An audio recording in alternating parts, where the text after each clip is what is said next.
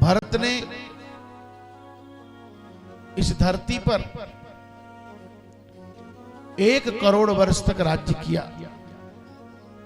पर भरत से एक भूल हो गई। क्या? कहा भरत जी महाराज, गंडकी नदी के किनारे, गंडकी कहां है?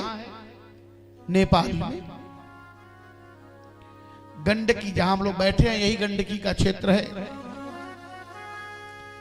गंडकी नदी के किनारे, जिसको शालिग्राम क्षेत्र भी कहते हैं, भगवान शालिग्राम वही गंडकी से निकलते हैं। गंडकी नदी के किनारे भरत जी तपस्या कर रहे थे, एक मृग के पीछे दीवाने हो गए। उतना बड़ा साधक मृग के पीछे दीवाना हुआ, परिणाम क्या हुआ? मरने के बाद मृग की योनि में आना पड़ा। अंते यामति सा गति। मृग शरीर का त्याग किया कालंजर पर्वत पर। इसके बाद ब्राह्मण के घर में जन्म हुआ। जन्म होते ही मां मर गई। पिताजी पढ़ाते थक गए, गायत्री मंत्र याद ही नहीं हुआ। जन्म से ही एक मंत्र याद हो गया, केवल ओम भूर्भुवः स्वः इत्यादि जो गायत्री मंत्र है, वो गायत्री मंत्र पढ़ाते पिताजी थक गए। एक मंत्र याद है, क्या? ओम नमो भगवते वासुदेवाय। पिताजी भी नाराज होकर उनका नाम जड़ भरत रख दिए।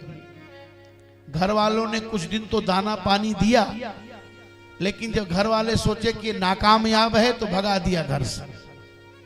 पर जनेऊ कंठ में थी, कंधे पर जनेऊ था। एक दिन बेचारे जंगल में भटक रहे थे। भद्रकाली की पूजा में उनको कुछ भद्रकाली के उपासक ले गए नरबली के रूप में। वहां ले जाकर भोजन कराया, खूब भोजन किए, चरई हरित तृण बलि पशु जैसे खूब भोजन पानी किया। माता जी के सामने लिटा दिया, और जब वही तलवार लेकर खड़े हुए, बोलो भद्रकाली माता की जय, तब तक मैया प्रकट हो गई और तलवार से सबका सिर काट के, और मैया लगी उनकी खोपड़ी से जैसे कोई कंदुक गेंद खेलता हो, जैसे क्रिकेट खेला जाता हो, मैया वैसे खेलने लगी। लेकिन एक बार भी जड़ भरत ने नहीं कहा धन्यवाद माता जी, फिर उठे चल दिए। आगे चले, सिंधु सौवीर देश का राजा रहुगण इक्षुमती नदी के किनारे, उसका शिविका वाहक पालकी ढोने वाला एक कहार बीमार हो। कहार की खोज में गए, कहां मिलेगा? तो वही मिले रष्ट पुष्ट तगड़े। अच्छा, जो दिमाग से थोड़े पैदल होते हैं, शरीर से थोड़े मजबूत भी होते हैं। हाँ, अक्सर देखेंगे। अब उनको चलो बेचारे को पालकी में जोत दिया, लेकिन यह ज्ञान था कि किसी जीव की हत्या नहीं करना है। जब चलते थे, कोई चींटी आती थी तो पैर इधर उधर करते थे तो पालकी हिलती थी। अब लगा कि गिरे, उसी पालकी से रहुगण ने कहा, कौन है जिसको चला नहीं जा रहा है? कहारों ने कहा ठीक से चलो, नहीं तो तुम्हारी भी पिटाई होगी, हम लोगों की भी। फिर चले, फिर वही स्थिति। रहुगण ने कहा कि ये कौन है जिसको चला नहीं जाता? बाहर निकला पालकी से, देखा, ओ इतने मोटे हो, हाँ दुबले हो, चला नहीं जा रहा है। व्यंग किया, भोजन नहीं किए होगे। यह एक व्यंजना है, यह व्यंजना है, अविदा लक्षणा व्यंजन। जानते हो कि नहीं, मैं यहां का राजा हूं और अभी तुम्हें दंडित करूंगा, तुमसे भार नहीं ढोया जा रहा है। इतना सुनते तो महाराज भरत जी बोल पड़े। भरत जी ने कभी बोला नहीं था। भरत जी कहते हैं कि त्वयोदितम व्यक्तम अभिप्रलब्धम भरतो समी स्यात् यदि वीर भार गंतुर यदि स्यादधिगम्य मध्वा पीबेतरासौ न विदाम प्रवाद। भार किसे कहते हैं बताओ? इसमें जो बैठा है वह भार है कि जो चल रहा है वह भार है? इस पालकी में जो लकड़ी है वह भार है? जो बोल रहा है वह भार है? किसको तुम भार मानते हो? वो तो हालत वही हो गई कि समझ के पढ़ा जाता है कि पढ़ के समझा जाता है। कबीर ने कहा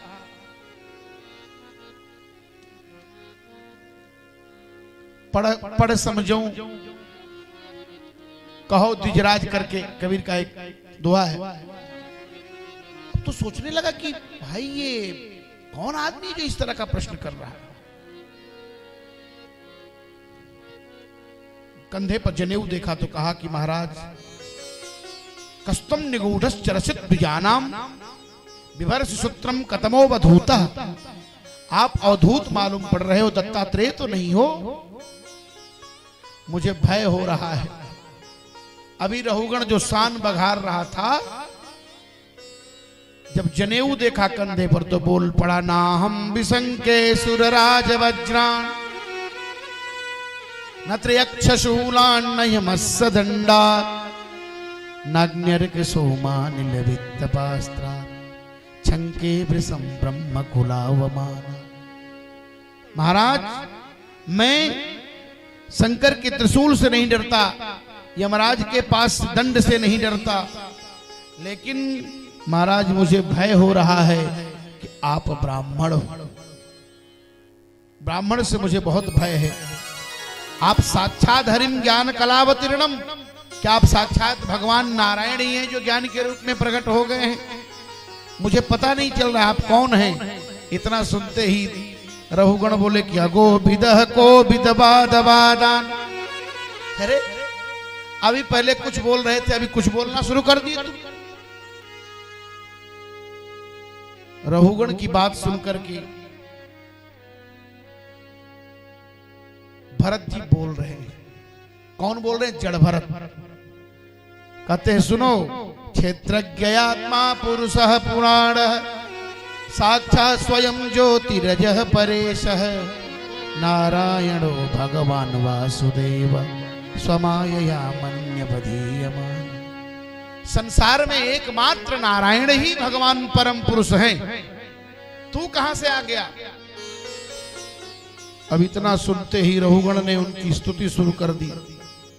तब उन्होंने कहा कि अयम जनो नाम चलन पृथिव्याम यह पार्थिव कस्य हेतु।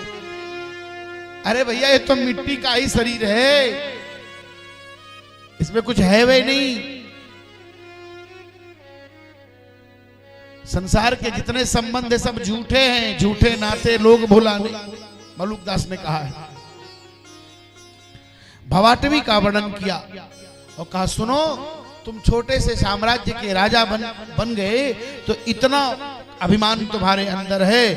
अहम पुरा भरतो नाम राजा विमुक्त दृष्ट श्रुत संग बंध आराधनम भगवते हमान मृगो भवम मृग संगात तथा।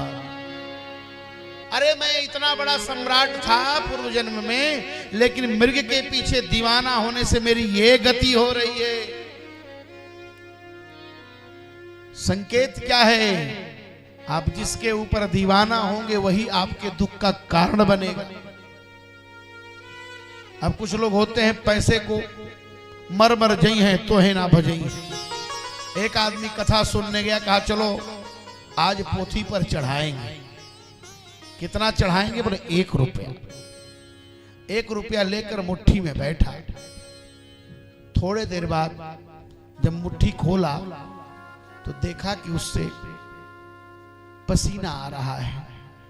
उसको लगा सिक्का बेचारा रो रहा है। आहा, रो रहे हो, नहीं जाना चाहते हो, कोई बात नहीं, आओ जेब में। सबके जीवन में सौभाग्य नहीं है, सबके जीवन में ऐसा सौभाग्य नहीं आता। तो ठाकुर की असीम कृपा होती है तब कोई ऐसा कर पाता है। भवाटवीं याति न सर्वं विदन्ति। भवाटवी का वर्णन किया। इसके पश्चात भुवन कोश का वर्णन किया। ब्रह्मांड कटाह कोटि 50 योजन विस्तीर्ण भूमंडले, 50 करोड़ योजन इस ब्रह्मांड की परिधि बताई। सूर्य चंद्र के रथों की गति बताई। किम पुरुष वर्ष का वर्णन किया, जहां भगवान राम किम पुरुषे वर्षे भगवंतम आदि पुरुषम लक्ष्मणाग्रजम सीताभिरामम रामम तच्चरण सन्निकर्ष। किम पुरुष वर्ष में ओम नमो भगवते उत्तम श्लोकाय नमः आर्य लक्षण शील व्रताय नमः उपशिक्षितात्मन उपासित लोकाय नमः साधुवाद निकषणाय नमो ब्रह्मण्य देवाय महापुरुषाय महाराजाय नमः। किम पुरुष वर्ष में भगवान राम की पूजा होती है। भगवान राम क्या है? कहते हैं कि भगवान राम साधुवाद निकषणाय, साधुवाद के निकष है। निकष माने कसौटी। भगवान राम का चरित्र एक कसौटी है, जिस पर कस करके और बहुतों की परीक्षा ली जाती है। इसके पश्चात अहो अमीसाम किमकारी शोभनम, भारत भूमि का वर्णन किया। सूर्य के रथ, भिन्न भिन्न ग्रहों की स्थिति, राहु आदि ग्रहों का वर्णन करते हुए शंकरतर देव का वर्णन किया। नरकों की गति, 21 सामान्य नरक, 7 VIP नरक। परीक्षित ने पूछा, नरका नाम भगवं किम देश विशेषाथवा बहिस्त्रलोक्या आहुस्विदंतराल इति। महाराज नरक है कहां? तो कहते हैं दिश दक्षिणा, दक्षिण दिशा में नरक है। कौन कौन नरक है? का तामिस्त्र, अंध तामिस्त्र, रौरव, शुचि मुख, तैल कुंभ, कुंभी पाक इत्यादि।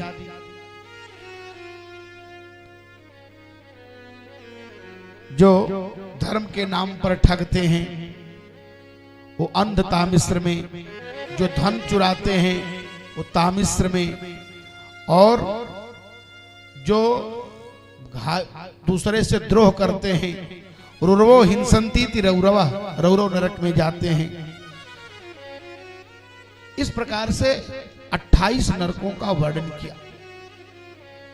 पंचम स्कंद में पूरा भूगोल खगोल का वर्णन।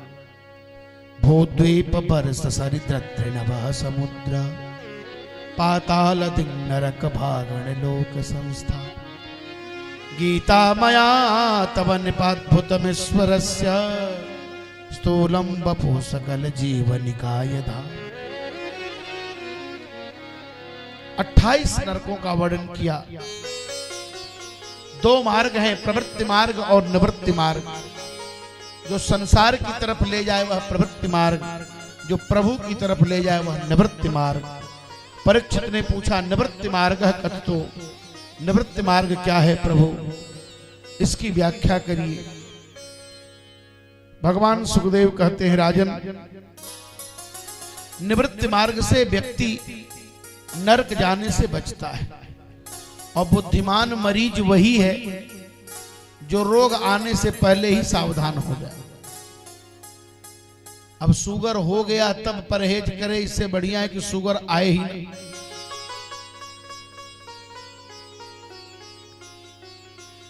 तो रोग न आए इससे पहले ही इलाज करना